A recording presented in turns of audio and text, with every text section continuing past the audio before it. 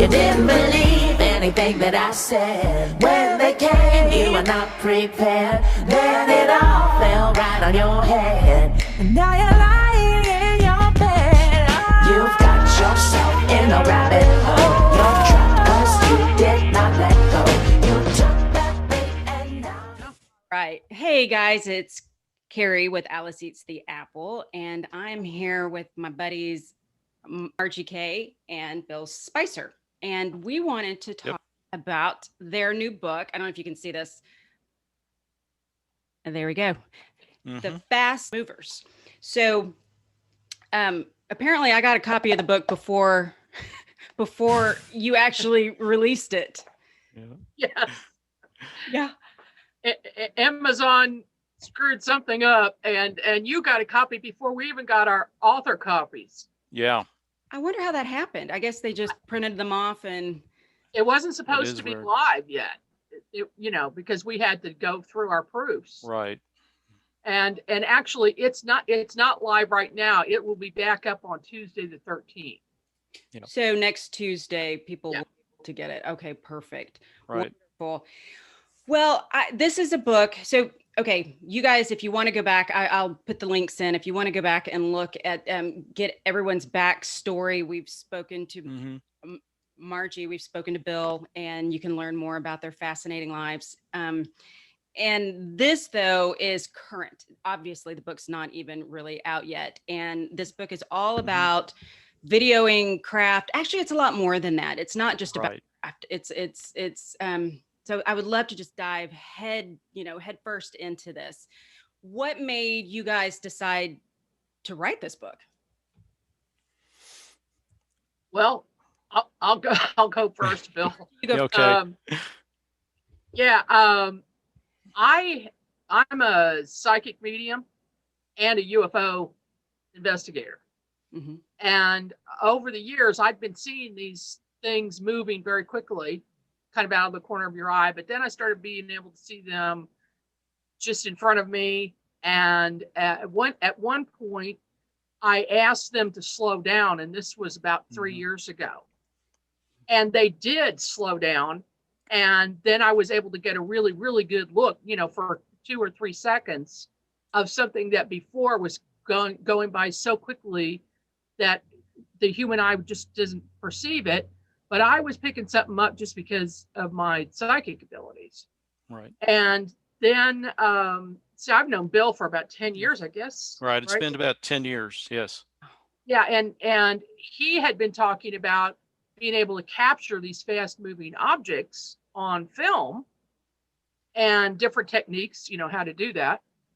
And so then I finally put 2 and 2 together, and I said, wait a minute, we're seeing the same things here.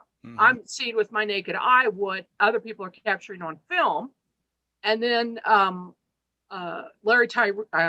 Wayne Lawrence got involved.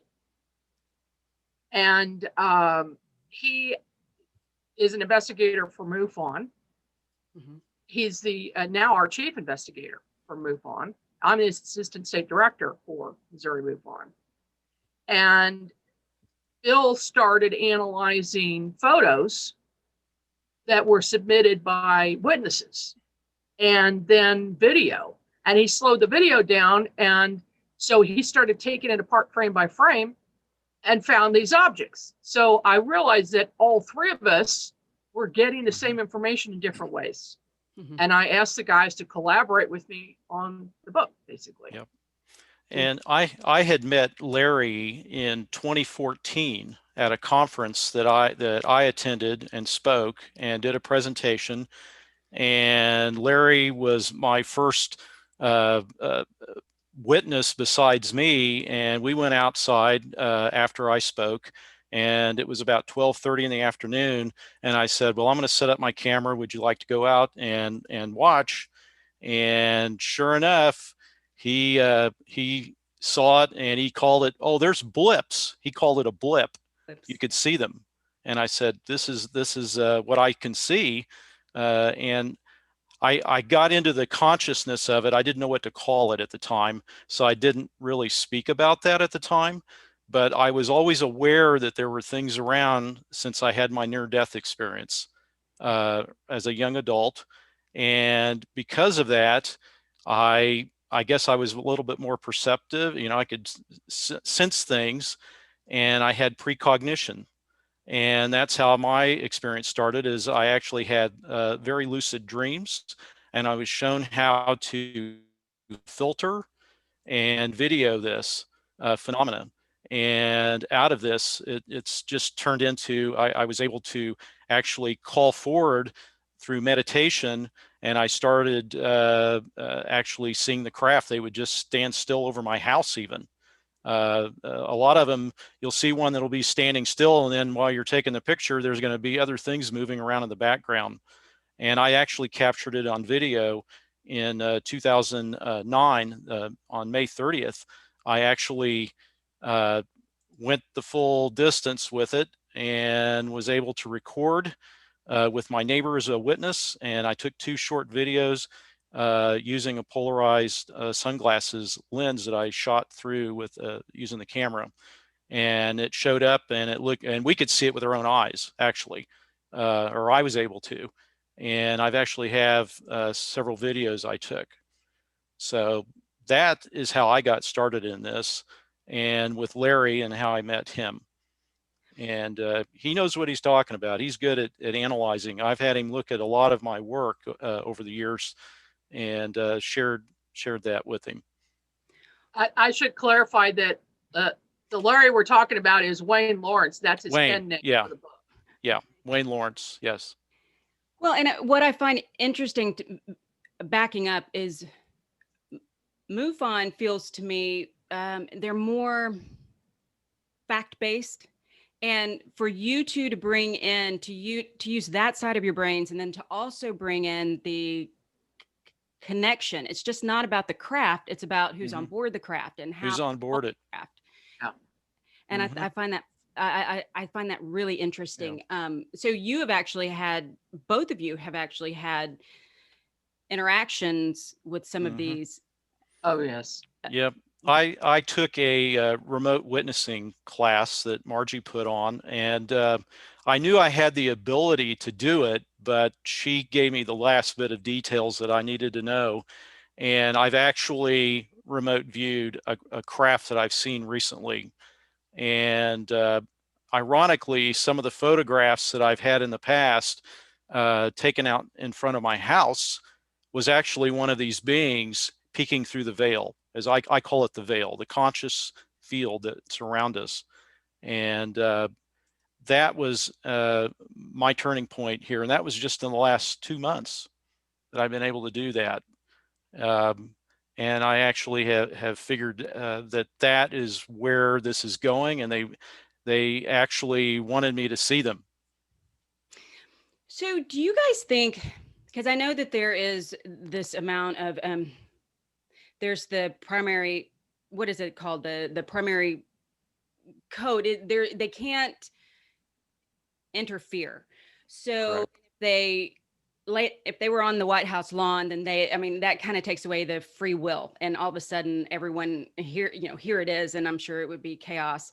But if enough of us see it, and books like yours and shows like this come out, and people realize this isn't something to be afraid of, and enough people ask for it, do you think eventually we will have full disclosure from them, not from our Earth? Well, you bring up a good point, because those of us who have been involved in this for some time, I think we all mostly agree that it's a matter of level of consciousness for the individual. And as you raise your consciousness level using different methods, then it catches the attention of these other beings, these other high energy beings, which, and actually they may not actually be extraterrestrials, or, they could also be other dimensional. And a lot of us are of the opinion that they are multidimensional beings using our same space on the Earth and around the Earth, and that they're around us all the time. I mean, I've come to that conclusion. I believe that is the case. They may not be beings that are necessarily coming from light years away. They're, interdimensional. because I mean, there's so much evidence for that. But it's a level of consciousness. So can you explain for those that may not know the difference between interdimensional beings versus beings from way out there? Well, I don't think there's any definitive answer on this. It's just that the evidence points to that because of the work that we've done, and I feel like this is fairly new, and I think this is brand new information that you know, it really hasn't been out there before. That they are around us all the time. They're there all the time. Mm-hmm. I mean, I see beings of different types standing on the earth many times, or walking, and but they're vibrating at such a high rate that most people don't see them. And it also depends on your state of mind at the time. If you've been meditating before, or for me, like I state in the book, excuse me, is when I'm driving. When I'm driving, it puts me in a very light state of hypnosis, you know, and then I see them more easily. So it's just a matter of people becoming aware of it, mm-hmm. and then they'll pay more attention to it. Mm-hmm. And then they'll start to realize, hey, maybe there's something here, and maybe I should learn remote viewing or learn meditation and do those practices and try to telepathically contact the beings. And that's when they come towards you. They'll come close to you. They'll slow down so you can see them. They'll put on a show sometimes. Yeah. So do you have an example of that you'd like to talk about? I mean, I know your book is full of these wonderful stories and pictures. There's so many wonderful pictures. So how have they put on a show for you? Well, they put a big one on about 3 years ago. I did a talk a few miles from here at a meeting, and there was this huge rainstorm. When the storm was over, it was right when I was leaving the building and driving back to Independence from Blue Springs, which was east. So I'm driving west, and all of a sudden I noticed these objects everywhere, and much higher density than I've ever seen. And I think it may have had something to do with the negative ions in the air that made them more visible. But it was definitely had something to do with the storm that made them more visible. And I called a friend of mine, actually, Jane Walker. She's also a UFO investigator and a friend of mine. And I said, where are you right now? Are you outside? Can you look up? And she happened to be in the same area I was and driving the same direction. So she looked and she saw 3 objects. So, but I'm seeing hundreds of them. And I was just kind of in the state of mind of, you know, what is going on, because there are literally hundreds that keep appearing and disappearing. And then I turned north. I was driving north on 291 and 23rd Street, and an intersection that's about 6 miles south of the Missouri River. And I saw a gigantic, I mean, mile-wide saucer-shaped UFO on its side. It was, you know, end up, and right in front of me, and right ahead of me, and I'm sitting here at this intersection, and I had asked them to slow down so I could see, and here it is for 2 or 3 seconds, this huge object, and I thought, surely everybody else around me saw that. So I'm looking for reaction from the other cars. Nothing. Nobody saw it. But that drawing, I had a friend of mine, Christina McFeeder. She's a very talented artist, and she made some drawings for me for the book. It's in the book. Yeah. Write it real quick, because obviously I could take a picture right. of this. But that's one of those times when you wish you had a dash cam. Yeah. On all the time. Yes. Yep. And that's something that I just saw something very unusual the other night on my deck. And so I've decided I'm going to put these cams up everywhere. See, okay. So this is what she's talking about. So this was the original one that you saw? Yeah, that's the original one with all of the UFOs in the sky. I mean, different shapes, sizes, hundreds of them. Mm-hmm. And then that's the big UFO over the Missouri River. And oddly enough, well, or not oddly, a lot of UFO sightings are near rivers and water. Mm-hmm. And we think they're, they have underground bases, and they go in and out so often. There's so many witnesses that's it's typical. Like Val Thor, that his ship is underwater in Nevada. And I know he's your buddy. Yeah. Yep. Yeah. Mm-hmm. Okay. Yeah. Val Thor contacted me in 1985. And I've been in contact with him since. You're working on a project, or you were at one point, around that topic. Yeah. Okay. I'm working on a book about Thor. And I mean, for those who don't know, he's an extraterrestrial who visited Pentagon for 3 years, 1957 and 1961. But in fact, he was here long before that, and he's still here on the planet. And he's from Venus, from the interior of Venus, is what he says. Mm-hmm. Well, and I know, I'm not to get too far off on that, because we'll make that a different show when Right. You're ready. But I know that there is a movie about that, and I think they're trying to make another one right now. I'd heard Trying to make a big feature film about it. Yeah, Yes. yeah, that would be cool. He's kind of dreamy. Well, so what's really interesting about you seeing that, I texted Bill maybe 2 weeks ago, or a week. It was two weeks ago. With my dream. Yes. And it was really interesting because I saw a bunch of them, a bunch of them, and they were kind of looped and they were on their way down. But it was interesting because in my dream, I popped into fear, wondering, who is this? Like, which group is this? I hope they're the ones I think it is. And I'm not really sure who they were in the dream. They're like, okay, everybody that can communicate with these folks, we need to round them up. And I remember thinking, I don't want to go, because I don't know if it's people here that want around us, because my whole thing was getting it out that they're not, don't panic. They're fine. It's fine. So I don't know if COVID, I'm not sure, because we're in such an interesting time. And I do want to ask you guys about that. Like, what do you think, if this plays at all into seeing more, or how this pandemic and interesting energy affects?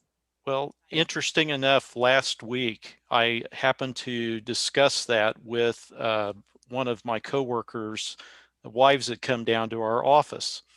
And she meditates, and we were talking about the awakening. People are actually thinking about, their own mortality and everything else, because people have died, and it's not just here. They know people that have gotten ill, and some haven't survived. I've got a friend of mine, an extended relative, was taken. So we've discussed this, but interesting enough, she meditates, and she herself has experienced beings and didn't know what it was. She didn't know anything like this. It was kind of fearful, but she started to talk with me, and I led her to my YouTube channel where she could see I've got a dozen videos now out that I've taken here just since the spring, since the COVID pandemic started. Basically, I said, I think I need to let people know that there are other beings here. They know what's going on, and they mean no harm to us. From my perspective, that my interaction, there's been no harm. It's more like, let's help wake humanity up. So I think it's more of a positive event of people awakening. And yes, I think they're going to start seeing these if you tell them how to do it. And I showed her what I do using the video. So that in itself is quite interesting, because she says, well, now when I meditate, I'm going to go out and try to do this, and take her cell phone with her. And I showed her what to do with this, with the filter from a pair of sunglasses, just use the lens. And she was amazed. So she was going to go try this. I haven't heard back yet, but I think it's all part of an awakening of consciousness that's been taking place now for about the last decade. Because I've talked to a lot of other people, and they've woken up, they've had strange dreams, encounters, they're more open to discuss it now.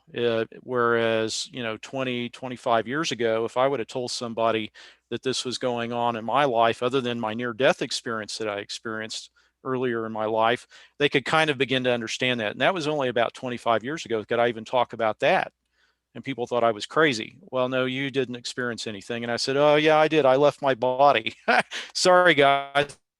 And I came right back into it, as we've discussed in the past on one of your shows. So yeah, I believe this is a time the frequency around us, I call it the frequency, is increasing. And I think people are starting to wake up. At least when I approach people with it, they respond now in a much more positive manner. And they're talking. People quit talking. I noticed that about a decade ago. It's like, well, we don't. Everybody got. They wouldn't speak about these things, and yet a lot of people would know a person or something, and it would, and that's where they would leave it. So I find that most people have experiences and they just don't want to talk about it. I had a person on the show and she's like, no, I don't really, no. And I said, okay, all right. Yes, you do. Because I could feel it. I could feel that she was open, and I could feel that I intuited it. And she's like, well, I had this soldier. I was staying at this old hotel and I had a soldier at the foot of my bed. Was that real? It's like, yes. Well, and then and she had all these experiences. It's just, people don't know what they see and they chalk it off to, a dream or imagination. And so I love that you guys are really putting this out there. And I have to applaud you, because it's tough to put some of this out there, because you will get the people that are, it really challenges them. And a lot of people don't handle that well, especially it seems right now, if it doesn't fit in their box, then their job is to kind of blow the box up, hopefully. In a kind of graceful way. But it is, so I found in April, Margie, I believe I had told you this, and I know I told you this, Bill, but I had found that I sat and I'm really meditated, because when I video, I do it. I was going to show you guys that, yes, I always have my thing ready to go. That when I sit and as I set up, I'll ask to see things, and I do see things, and I discard a lot that may actually be something, just for fear of not. And I know you say this in the book, that I said this, that just for fear that I don't want it proven that it's a bug or a bird. And so, but I really sat still, and I actually, in my mind, I asked for them to come, and then I showed them where I was, and in the universe, on the planet, and all the way down to Texas, Houston, this is where I am. And I videoed, and I did them in succession. And I had my camera, my nice one, and then my phone. And my phone caught a lot more than my nice camera. And I was watching. And I made a point to go out to a parking lot with no trees, no bugs, no birds. But by doing that, all of a sudden I saw hundreds and hundreds that I captured. And it was, and I know it was because I asked and I told them where I was, and it did over time. It I don't know if they get here instantly or if it takes them a couple of seconds. And I wonder how they receive it. Like, who's receiving the call? It's a matter of telepathic communication. And this is a real, absolute real thing. You're sending the thought out, but it's a stream of energy that goes out. And I've seen the stream of energy, so I know that this is a physical thing that happens. It's just a very light physical thing that most people don't see. But they'll send that stream of energy out, and whoever is in the neighborhood will pick it up, because they're telepathic beings as well, and and much more so than we are. And they pick up the thought, hey, somebody down there is aware and is waking up and wants communication, and they'll come in and they'll do it. And depending on what level you're at, as far as being able to accept this, they may just make a show in the sky, or they may actually send someone down and be standing right in front of you. The being will be standing right there. or more than one, you know, and it's whatever you're ready for. Right. Right. The person has to be ready for this. Yep. That's the thing. They will not do anything. They won't force themselves on you if you're not ready for it. Yep. I get downloads of, it feels like energy coming through your head and shoulders and upper arms. And in fact, it's happening right now. So I'm getting some kind of confirmation that we're supposed to be making this video and getting this message out. That's how it progressed with me, is over time, then I would get these downloads. It feels like you're getting the chills, but you're not, but it's not the chills. It's the energy, and you can feel it. It comes down right through my head, shoulders, arms, and down into the floor, basically. Yeah. And this is how I know when to go out and take photos. This is how I know when to go out, because they're trying to, after a while, you get to where they kind of prompt you, they tap you on the shoulder and say, hey, we're out here, and the weather, everything's correct to where you can see it, or we're going to show ourselves in a bigger way, which has happened during the spring and summer. I've had more things just come and sit in the sky. They don't move. You can see them with the camera. I can also see them a little bit with my naked eye, but the camera, I can see it through the camera lens, the display. Wow. And I've had neighbors come over. I've witnessed. I've got many witnesses. My neighbors, they've come over and they stand there. They can see it too. I have not seen them with my naked eye. One time, my son and I were on a walk and we saw a triangle. But it wasn't a triangle. It was just, it was moving, and it was 3 dots in the shape of a triangle. And that's I think the only thing I've really seen. But but you know, I quit videoing for a while because I kept capturing kind of the same thing. And not to dismiss that, I was ready for more. You know, I wanted more. And then I went back to video. I didn't catch anything for 2 months, 3 months, nothing, not one thing. I mean, it would be the perfect, clear, no humidity, perfect day. I caught nothing. And then recently I started catching things again. And I'm not sure why they shut down, or what I must have been in a lower place, but I find that The lower frequency. Yeah, it was your state of mind. Yep. Because they are there all the time. So what do they do? I mean, what are they doing? That's the thing. They're just going about their business. You know, they're in fifth dimension, and they're going about their business, and you know, whatever that may be. I mean, obviously, there's a lot of evidence for them being interested in the Earth and in the things we have on the Earth, and then taking samples of things and watching human beings. But you know, really, they haven't totally explained everything to me. I've had communication quite often, but Val Thor says that his fleet that's been around the planet for some time is there to protect us from some of the negative entities. And there are some negative entities. They're not all nice. Most of them are, and most of them are here to help raise consciousness of the planet. In fact, that's one of Thor's main missions here, is to help raise consciousness. And he assists people who have reached a certain level of awareness and vibration, frequency, if you will. And he chose me to be one of those people. And I asked him one day, how many of us are there that you work with? And he said 1 in 10,000. So that's a lot. That's a lot of people that he's working with. And I find sometimes when I try to initiate a contact with him, he is busy. He's very busy. and now I understand why.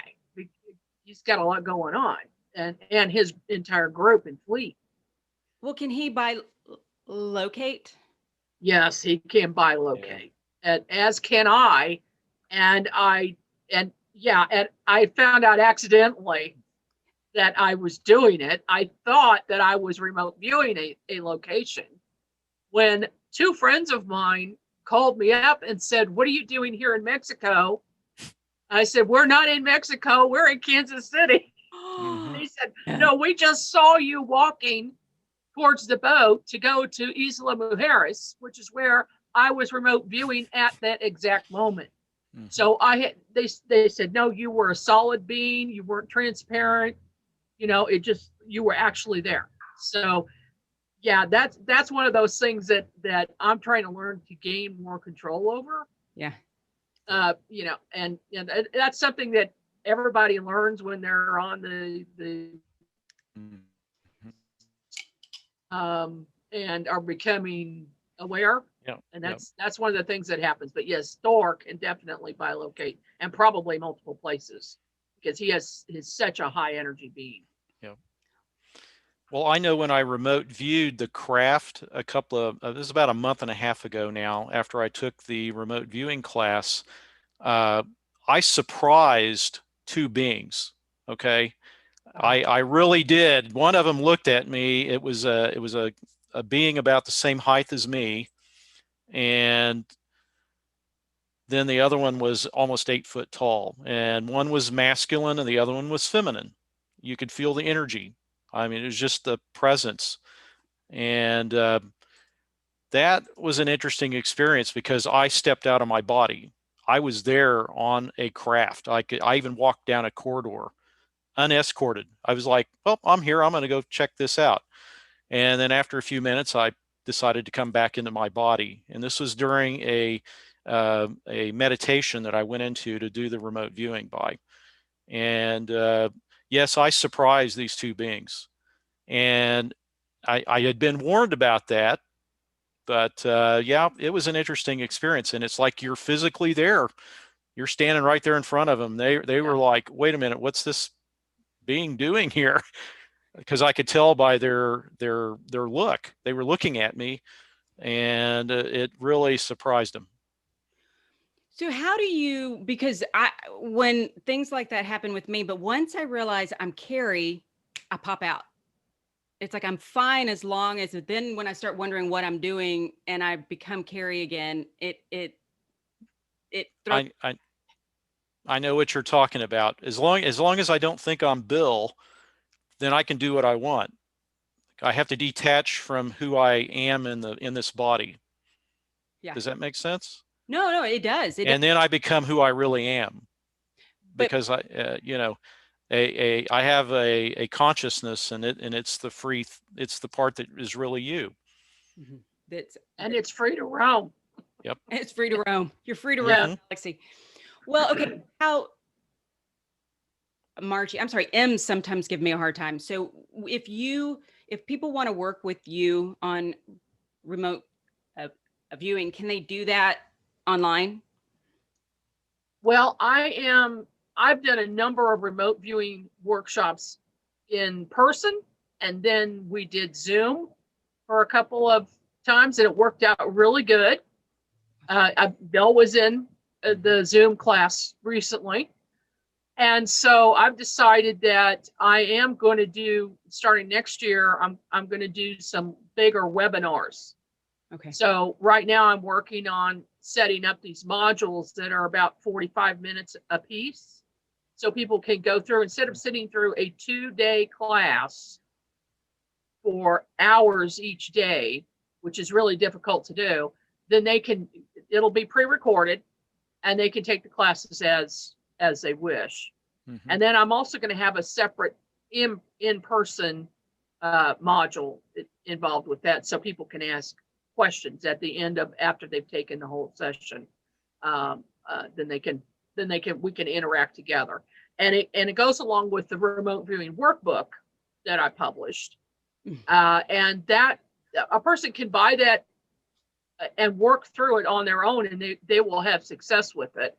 But if they take the course, I think really they'll be much more successful, because there's a lot more to it than just what is in the book. And right. So I try to explain the entire process and get people involved in practicing the process. We have to wait months. Yeah. I do it. Yeah, this is a long process to put that together. And right now I'm in my very busy season with my chimney contracting company, as you can imagine, the fall. But because of COVID everybody's sitting around looking at their fireplaces and wanting them fixed. So we have more than double the amount of business we normally have. And so that's going to spill over into January for sure. But, by spring, I'm, like probably April or May, we'll have this ready. Yeah. Okay. All right. Well, I'll make sure that I put a link so people can find you and can keep an eye out for that. And a link, Bill, for your channel as well. So you not only talk about, and I'd love to know the story, or I mean, you tell the story, but a little background on the photo in the car, the being that's riding shotgun. You know what I'm talking about? Mm-hmm. Yep. The one Margie has. Yeah. That one. Yeah. I don't. That was at that meeting that I was telling you about earlier that I spoke at. I got there a little bit early, and this is pre-storm. The storm was coming in. Mm-hmm. So there were negative ions in the air at that time. And I was sitting out in my car on the street, and I looked in my rearview mirror because I saw a car pull behind me. And I always like to be aware of my surroundings, what's going on. And I saw that a person had pulled up, and he was sitting in his vehicle. And then I noticed this like strange, very kind of a taupe color moving across his windshield, very, very, very slowly. And it seemed to have creatures' faces in it. Just this odd looking, I don't know if they were ETs or what they were, but they reminded me of some pictures that Jean Walker had taken of her house when she was getting ready to write her book. And it looked like the same color and the same types of entities. And this is moving across, and here I am. I have a camera in my hand, have my phone in my hand, all right? But I was in such shock watching this that I let most of it go by before I even thought to take a picture. Well, it went by 3 times. It went completely by, and then the windshield was back to normal, and then it came again and was moving. And so by the 3rd time, I had the presence of mind to get my camera and take a picture of my rear view mirror, which is showing the reflection of the vehicle behind me. And so I was able to get 3 pictures. And then in the pictures, you also see, besides these weird creatures, this entity, or like a person sitting in the passenger seat with this bald head and kind of pointy ears. And he's kind of hidden by the dash, but you can clearly see that there's something there. And when I got out of the car to go into the meeting, this man got out. He was going to the same meeting, and there was no passenger in that car. There was no one else. Here, I'll show this. So this was just before the meeting. And then after the meeting is when I was driving home, and I saw all of these hundreds and hundreds of crap. Mm-hmm. So did you? So that was, I think it was 5th dimensional. I know you're going to ask what it was. I believe that what we were seeing was because of the negative ions, because of the reflection of the windshield, it captured beings that are there all the time.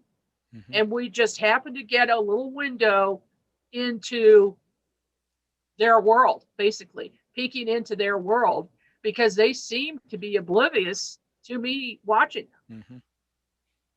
You would think that they would know you. I mean, that they would know that you can see them, because clearly you're able to see completely through the veil. Do you just turn it on? I mean, is it often when you tune in, see it? It's instantaneous for me now after years and years of practice.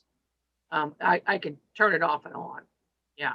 I can't answer that question as to why they weren't interacting with me at all. But also, I did not initiate I didn't send a telepathic message for them to interact with me. I was just observing what they were doing because it was so unusual. Yeah. That makes sense. I mean, it is because we're all around them. So you believe that they can always see us,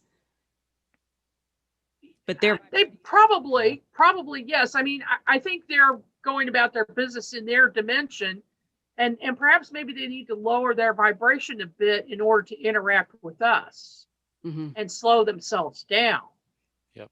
And there was, the question has always come up. Of course, these new videos have come out, not brand new, but, you know, from the Navy videos with the very fast movers, and they're all commenting on how is that possible? Because it would kill any living being with the fast moves that they make, you know, flying along at 30,000 miles an hour, and then they suddenly make a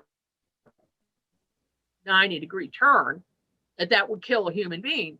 And so I asked Thor recently, and Bill knows this, I told him about it. And he said the reason is that they are in a higher dimension, higher frequency and vibration, and their movements that appear fast to us is just normal to them, is normal and does not affect them. It's just simply our perception because of our state of mind, basically, and also physically, our vibratory rate is different. Yep.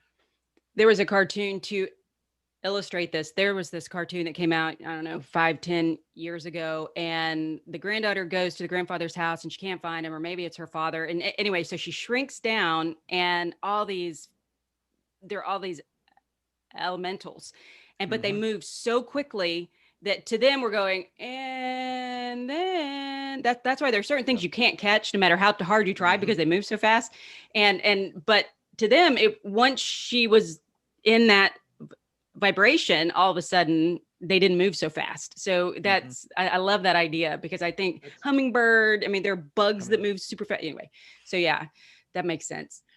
Well, it is, I can't wait to see, and I know that Bill, you when we've talked about this, your vision of at the grocery store, people taking off, and you want to talk about that and where you think you are with all of that? Well, just on the 15th of September, I was leaving work, and I happened to have my cell phone, and I said, you know, I've got to take a picture looking back towards the southwest where the sun was. And again, I got the downloaded energy, and I took the photo, and exactly, I think I shared that photo with both of you. This craft, and it looks like a big white glowing, you know, craft appeared, and it was exactly what I saw in my lucid dream. And I call it the flash event. And over time, since I've thought about it, I believe it's a time of what do I call it? Raising our consciousness. That's what the whole thing was about. It was like, well, there's going to be this change occurring, a significant change in everybody's vibration. All of the background frequency, everything we have in the 3D environment, this lower third level vibration is going to take a bump up a couple of notches, and it's going to look like a flash, because when I saw it in the dream, I also saw beyond what was beyond the sky, basically, because I could see all these craft, and they're crystal clear, just like what I had in the photo, just exactly what I captured in the photo. That's what I saw. And then everything, there was like a wave of energy that came from the north and swept going south, from north to south. And once it hit you, you were more astral. Your body, you changed in an instant. In an instant, you changed. There were people that were left, and there's a majority were taken. And we went up towards this light, or the craft. And that's what I saw over my shoulder when I looked up. And that is what the photograph, I couldn't believe. I took the photo, and then I came home and I took a series of other photos, and you can see more detail in the craft. And I think, I believe I shared that with you and Margie recently. And I actually have a still or two here that I can show what it looks like. If you're interested, I could share the screen and show you what they look like, if you're interested in that. I'd love to see it. I'd love for them to see it. Okay, let me see what I can do here. Well, while you're looking for that, I you know, you had also said that your wife, she was there and you saw what she, and then she shows up with that outfit. Yeah, she hasn't worn that in a while. I saw this happening like during, it looked like it happened during the summer months. It was warm, but it was hot. And then all of a sudden, But then there weren't as many people in the parking lot. It looks like if you go to the grocery store or supermarket now, it looks exactly like there's just less people. So maybe that referred to this point in time, because when I go shopping at the same supermarket, it looks like there's about the same amount of cars and people coming in and out of the store, which is a lot fewer than what it used to be before this last spring. So maybe it's tied to the season, this time, this period in humanity and the awakening. And that's how I've come to accept it now. Whether it's physical, well, I think it's already happened personally. I think that's part of this awakening process. And Margie can, she remembers my programming, and it's time to awaken. I believe that was the title of my, it was in 2014 when I presented to a conference she sponsored. And that was the point in time that I actually named it the time for awakening. So maybe I was leading the way, I don't know, but I know Margie, she's known about this for a long time. And it took me a bit to come out, as I said, and tie all this together with consciousness, because it's just one of those things. I had to talk to a lot of people that had similar experiences, but they were looking for the answer also. But yeah, the supermarket flash event, I believe, was a premonition to where we are today. Yeah. And people Bill waking brings up a good point. There really is a collective raise in consciousness for the entire planet that's happening. The vibration is raising, and those who have already been on the path, so to speak, and working on raising their consciousness are making a smooth transition to that. But those who can't deal with this higher vibration physically and mentally, it's making them a little crazy. Yeah. And they're reacting in a some people around you might be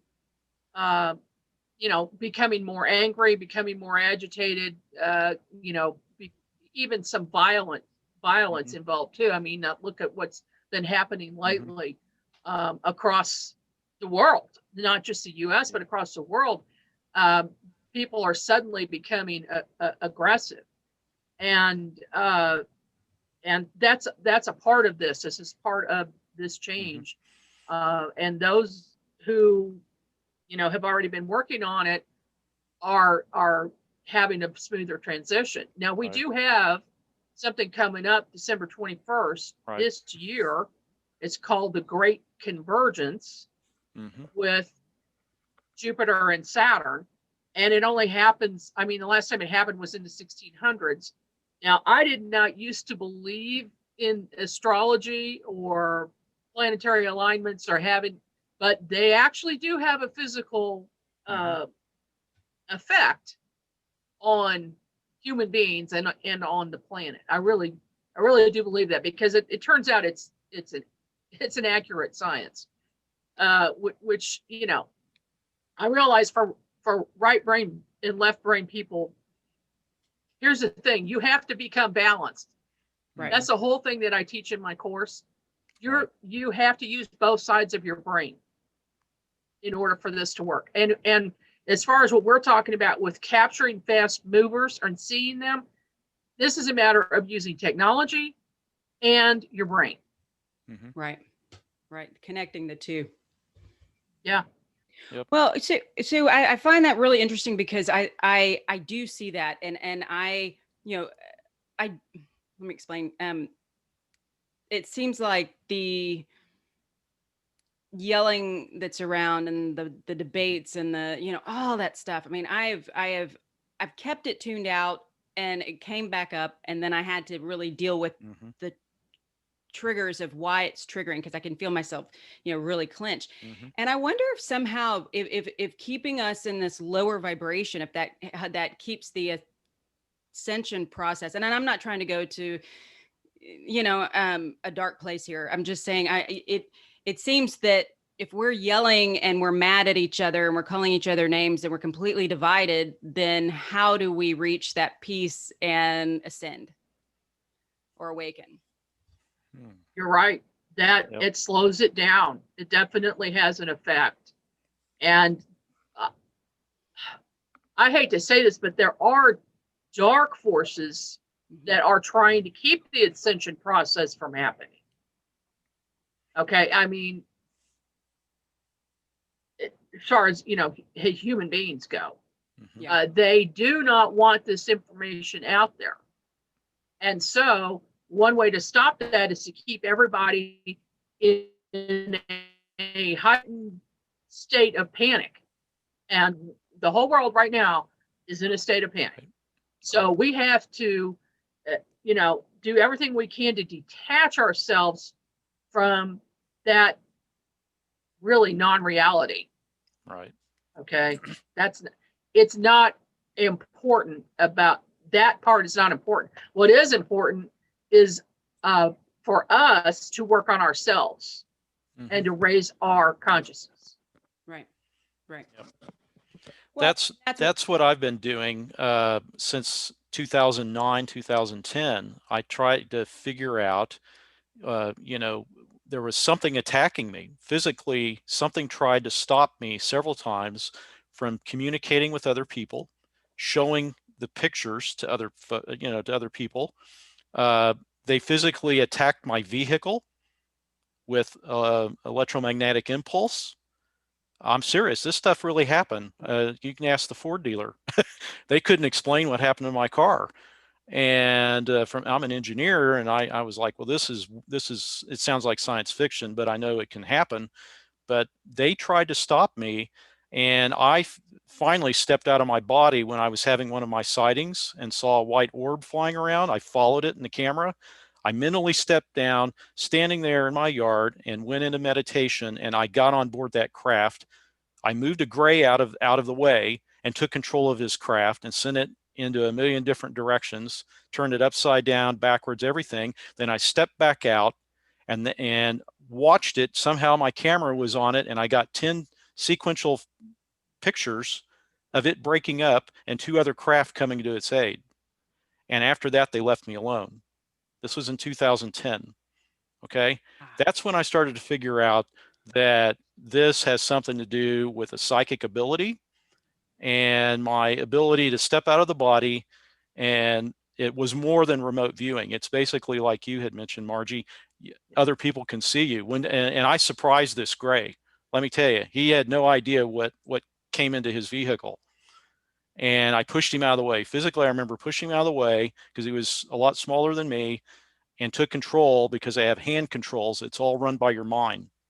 Visual thought. That's when I came up with that term, visual thought, that I shared with Carrie and I believe with you, Margie, in the past. And that's when I knew my thoughts can create action at a high level. And I was surprised. But I used to fly aircraft, so I remember my fear of going into spins in a small airplane, because I used to have to get out of spins because they train you to do this. And for some reason, it was like being in an airplane, and I was going through my training, and I remember that, and I threw fear into that craft, my emotions, because they don't have emotions like we do. And I threw that fear factor in there, and instantly then that craft went out of control completely. And I've got stills of it in sequence of it breaking apart right over my house. Now, why my neighbors, nobody saw it? Well, I don't know. I had my sunglasses on, and I had it in the camera. I had the camera on it. So that is what I believe you were talking about, Margie. There are forces out there that don't want people to wake up. Yeah. And after that, I was left alone. Yeah. Non-humans and humans. Exactly. Don't want the info out. And honestly, Carrie, I'm expecting a lot of backlash over this. And Bill and Wayne are as well, because there are people who don't want this out there. Because we're training people how to see and communicate with these beings. That's true. That's true. Well, and if enough people learn, then you can't stop the tide. I mean, Exactly. and I'm no longer afraid, but it was interesting in that dream that I was a little bit afraid, and I did not really, I didn't like that, but it is. Look, I have this. I don't know if this is true or not, but I have this idea in my head that, or is what I've been told by my guides, my team, is that it is. We are here. There are a lot of us here that we had to agree by the rules of this earth realm world, and I don't know that I've said this publicly, maybe I have, but so we had to jump on the wheel, basically the karmic wheel, and gravity exists, like all these laws, all these rules apply, but the escape hatch is once you realize who you really are, they don't apply. That there's a team that goes in and helps elevate, and it's a long process. And I think for some, they pop in, they walk in, and maybe they're here 1 or 2 lifetimes, maybe. But then I think there are some that are here for a long, like kind of the long haul. And it's like, we're there, we may as well go to school. And so, and we learn and we grow, but that's our primary objective. And so I don't know, but I do have a question, and this is a really, really weird one. It's an off weird. There's no such thing. So I have been watching during COVID. My husband is a big Trekkie, and I never really got involved. And so we were watching this, but he's like, "Oh, we have to go back and watch these other ones."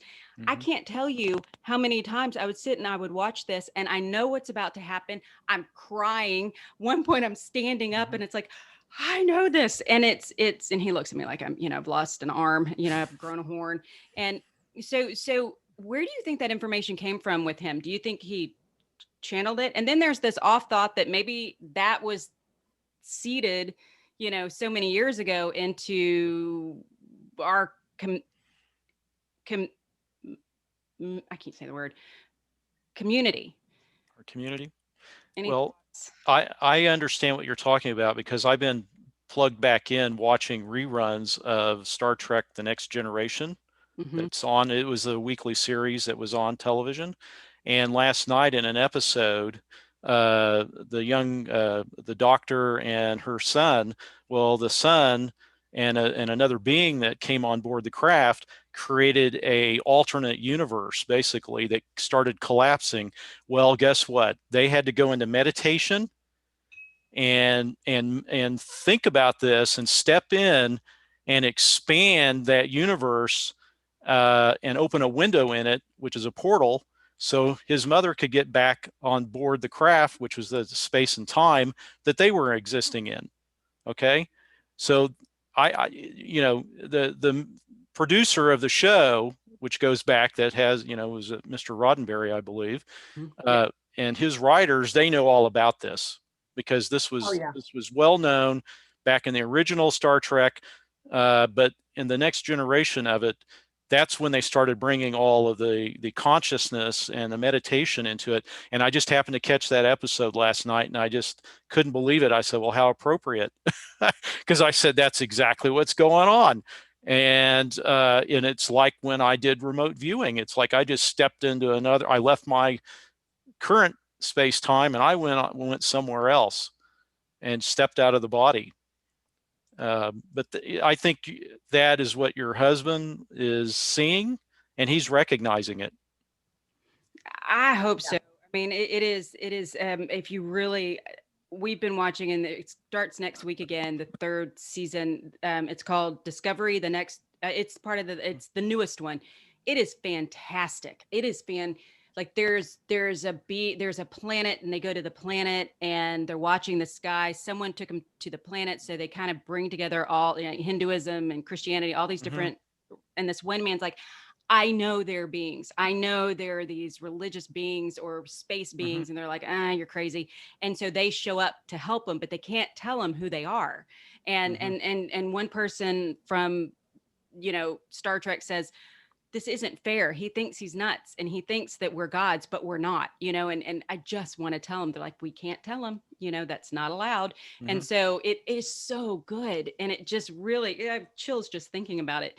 It is such a good show. Yeah. But it is, so I thank you guys for all of this, for stepping out, because I know that you both live a mainstream life, very successful in your jobs, and I know that this is a lot. I mean, this is a lot to put out there. And I was telling my niece, I was telling her about you guys, and I said, yeah, Margie, I don't even know.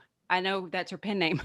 I don't even know her name. And then we have Ashley from the E City Ranch, won't tell me her last name. I've known her for years. And she's like, it doesn't matter. And so, but I get that. And I tried. Alice eats the apple, because there are a lot of things I'd like to write about, but I don't want it to impact the rest of my family. And then somebody outed me and said, Carrie, so you're writing under Alice E. I was like, okay, fine. Yeah, I am. But it's, so that's brave. So I thank you guys for everything you're doing. And so this book, they can get it on Amazon. Now, can they also get it on your website, or are there other places next week that they can get this book? Well, they should also be able to get it at Barnes and Noble, mainly Amazon, because we want people to buy from Amazon, because that's the only way you get any ratings. Yeah.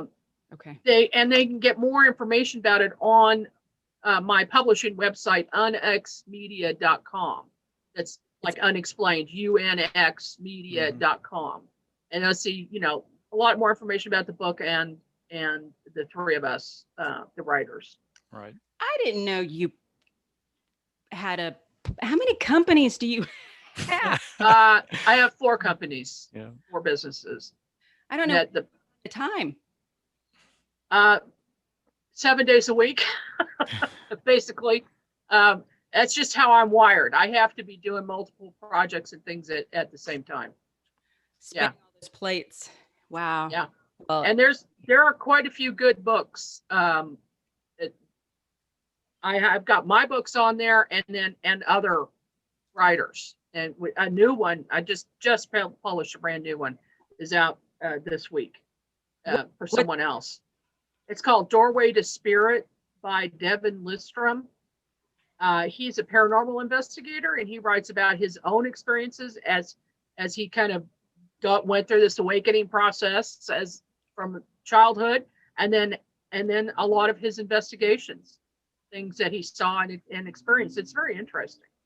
Well, I'll definitely put your site up, and so people can find out more and see the other 1,000 books you've written, and I'm sure you're working on 1,000 more. I mean, it's just, and I mean, go back and check out our show with her, because she's fascinating, and we dive into more of kind of what led her up to this point. So, well, thank you guys, and thank you for coming on, and I look forward to y'all coming back. And I mean, I really wanted you to know that anytime you have something exciting, I mean, hopefully my platform is growing again, but it's yours. So just let me know. Okay. And Carrie, thank you for your contributions to the book, because you got some really fantastic photos, and I'm so glad that you were able to use this technique, learning that from Bill and getting some evidence. That's great. Oh, it's wonderful. And I mean, since you brought that up, there's a stick figure, and I'll even go back and slow watch the video, and I can't see it. And then I have to go back and watch it frame by frame. And it's probably the one that shows up the most over my house. And it looks like a stick. It is the most interesting thing. Any insight into who that is? I have to remote view it to see. If I get anything, I'll let you know. Okay. I think I read something somewhere, and they said that a lot of times there are these huge, massive ships, and then they'll have smaller ones that are out. And I believe, I mean, what is your thought on the idea that perhaps, and I realize we're just wrapping up, and then I opened up another can of worms. Your idea that some of these are family, like our family, soul families. Oh, that's heavy, but yes. Yeah. Yes, indeed. I believe that we incarnate over different lifetimes into different types of beings from different places, and that we have all of these different experiences. And it's a learning process. It's an experience process. So yeah, they're family of ours as well. I'll tell you, and I won't do it now, but I'll tell you about some stories of some of them that I've met. And so, and anyway, I'll save that for a different day. Bill, you were about to say something. Well, I was going to tell you, I think on another program I was on with you, I call them the beings that I interact with are the Arcturians. They've thrown that out there. It's stuck, and that's where I come. I know this is people are going to think I'm way out there, but that's where I come from. I'm one of them because I've been shown back around the ship to wake me up. I've actually been shown and led around, and then I didn't have any fear, and I saw other humans there also. I wasn't the only one being shown around, and by a dedicated being, usually a tall being from it. And in these craft, I've been on board where I was shown where the energy how they exchange the energy from the vacuum of space and turn it into this light. And that's the light energy you see around it. I mean, I've seen this. They've shown me how it works almost. I don't know if all the engineering behind it, but there's a process. And then it's tied to consciousness. You have to have the conscious aspect to it. And the light I've touched on board the craft was living. It had thought. It could think. It was alive. That's the best. And I call it life energy. I don't know what else to call it at the time, but it's like pure consciousness. And once you touch it, you can go and travel anywhere you want. It's like stepping into a portal or into a wormhole, for lack of a better explanation. Well, and you in this book, you actually draw out a lot of these engineering type schematics, and that's really it really appeals to that side for people that are exactly left brain. Left brains. Yep. And I do think that this is very much tied to consciousness, and that's where we're going with this ability. And I know that there have been, it's only happened maybe once or twice where I can go. The only way I know how to say it is a trailhead, like a trailhead of like a place in time where people make a decision. And I know that that's the multiverse, and we have all these different, I mean, we can just kind of untangle this massive thing at some point, but it's this idea, but there are trailheads where I made a decision to do X, Y, and Z, which led me down this other path. And I have on a couple different occasions gone in and see where people make that choice. And it's such an interesting, I mean, who knows? I'm creative, that could be that, but that makes me crazy is that you guys say, oh yes, this is what it is. And I think, well, I don't know, I mean, it my poor guides, I mean, they have to like tell me things 10 times in order for me to exactly. I started asking questions when I went into meditation and started doing this. That's what I would do first, is I would start asking questions. I just put the thought out there. Well, is this what it is? Kind of yes and no, where you didn't get a complete description, but it was more like yes or no. And that's what one of the photos that I took in the book was, do we live in a quantum holographic environment? And all of a sudden I go out there with the camera and they all lined up. I mean, I could see them with my glasses on. I mean, I didn't even need the camera. And I was like, okay, now we're talking. That was my confirmation. And I did that in meditation, stepped outside, waited 5 minutes because it takes me that long to get everything together, walked out to my backyard and looked up there, and there it was. And I'm like, oh, well, thank you. You answered me. And I got a couple of photos of it. And that's what's in the book. That was the confirmation. But I went out and asked the question. And of course, I've had dealings with deceased parents. My parents are deceased. They've appeared in dreams, and I get to ask questions. My father-in-law appeared in a dream. He's deceased. I got to ask questions, and he confirmed that, yes, everything I was seeing and experiencing is real. And for him, he was a college professor, and for him to step forward like he did, which was in Kansas City. We were at his house where he grew up in Kansas City, Kansas. And I sat there. My mother-in-law was there astrally, my wife, and I got to ask questions with all of us there. And he left with a message that, yes, what you're seeing is real, and you're going to find out even more. And since then, I've learned more. That's fascinating. That is fascinating. Well, thank you for Yeah. that. And again, I'll send everybody y'all's way. And Okay. that's a lot. This is a lot to digest. Yes, it is. It is. Well, Might have to read the book a couple of times. okay. Well, I'm sorry. I'm throwing one more thing out there. So my husband's mother, she's 83. She's from, no, 82. She's from Germany. And she is that person that if there's a wayward dog, a wayward cat, a wayward plant, she is in charge of all that. I mean, she is just remarkable. And in Fort Worth, they're planting thousands of trees. And she has she's part of this group. And so she saw the tree and she looked at it. She said, Carrie, I've seen this. I've seen this. And she said it was fireflies during the day. And she said that she met with an arborist. There was a tree that was dying. And the arborist said that the tree fairies come in and they have this healing energy and they'll stay with the tree until it heals, if it's meant to heal.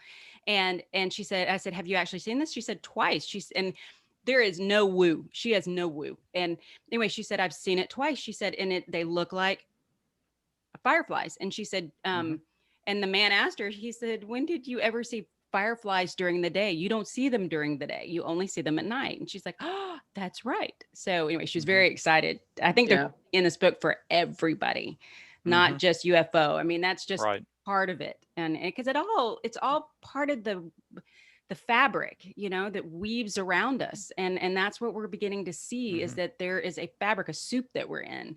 And so I love that. I call it the conscious field, the quantum conscious field. That's what I call it. And it's all around us. It's everywhere. Yeah. That's what we exist in. And it can have holographic projections. You can project. It's just like doing remote viewing. You project yourself outside your body. And that's what we're seeing. A lot of this, what's the word? Corporeal is physical. When they can become physical, which is what we are, and that's how all this interacts. But it's all tied back to consciousness. See, and I think that's the big leap is being able to see it when we're in our bodies, not just when we're out of our bodies. And that is the big, because it has to get through, and that's a protective membrane. And I get it. I mean, we needed it. And from what I understand, we've gone through years and years of being asleep because we were really, really out. And then the closer we come, the more we wake up. And so that's that transition that we're in now. And so it'll be so much fun to see where we are in 20, 30 years, because then I think too, spirituality, science will catch up with, we'll be able to document this stuff. And I think a lot of things that we call paranormal aren't, it's just, we don't have a way to document it. And so, exactly. Yeah. Well, there are people working on it from that, Carrie. There are people looking into that are more on the scientific side of it. And some of them we've already won over. Okay. They're on our side with some very respectable names. And they understand it either because they've had their own experiences or they just get it. Because it deals with quantum physics and they all studied, they're physicists, some of them. And so they understand it, that there's always been this unknown of how come when a human being's there during a test, it responds one way, and when we're not, and you let it do it on its own time because you set a timer to do the test when nobody's there and everybody's asleep, and then you get a different result. So that is what people are seeing. And so I think we're close to getting there where science is going to catch up quickly here in the next couple of years, actually. And Margie, you were going to say something?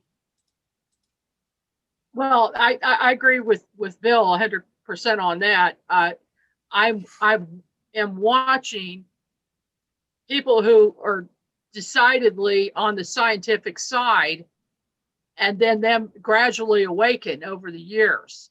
So I've been involved in doing investigations for about 40 years. And over that time period, I've watched people who were completely closed down, thinking nothing is real. Or if there are UFOs, for instance, we've got to see the physical evidence. And that's the only thing that's going to prove that this is real. And now they made a gradual turnaround and like, well, maybe, you know, this quantum physics idea is not so far-fetched. Because then they can understand that, because that's scientific. That's science. And then, well, if that's true, then consciousness could also have a factor to do with this. And so then they start experimenting with things themselves and find out they can do things. I mean, I've had people in my classes who were totally, completely left brain. And by the time they're done with just taking 8 hours of class, they're trying things themselves and then calling me back and saying, oh my gosh, I can't believe this worked, that this worked. And so then it's completely turned their world upside down, completely upside down from what they, you know, originally thought. Right. And it's fun to watch the change. Fun to watch. Well, and I think that's, I mean, that's scary to let go of what you think is. And because I've always envisioned it as we're driving down the Autobahn and it's safe, it's clean, it's, you know, brightly lit, there are signs, everybody's going the same way, but then you're going, but what's over there? But what's over there? And then you go off-roading and you don't know what you're going to find. And you don't know if you'll be ridiculed. You don't know. And so there is safety in a group.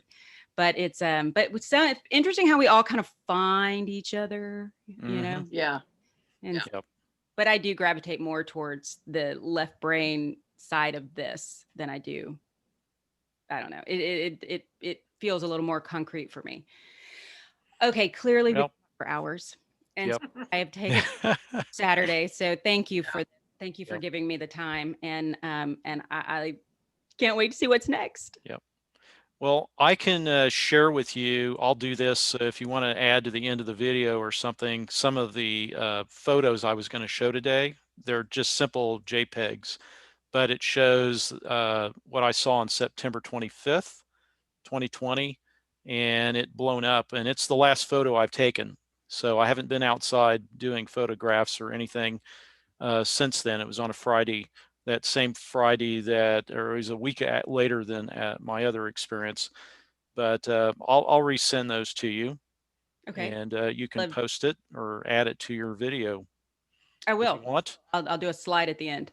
Yep. Okay.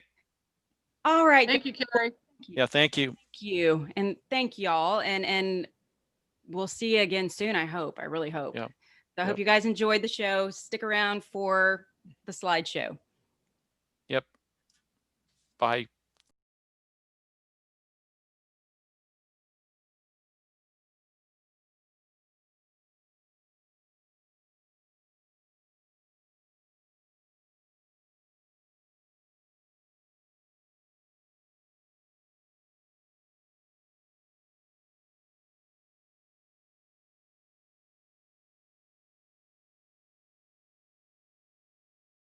Woo, woo, woo.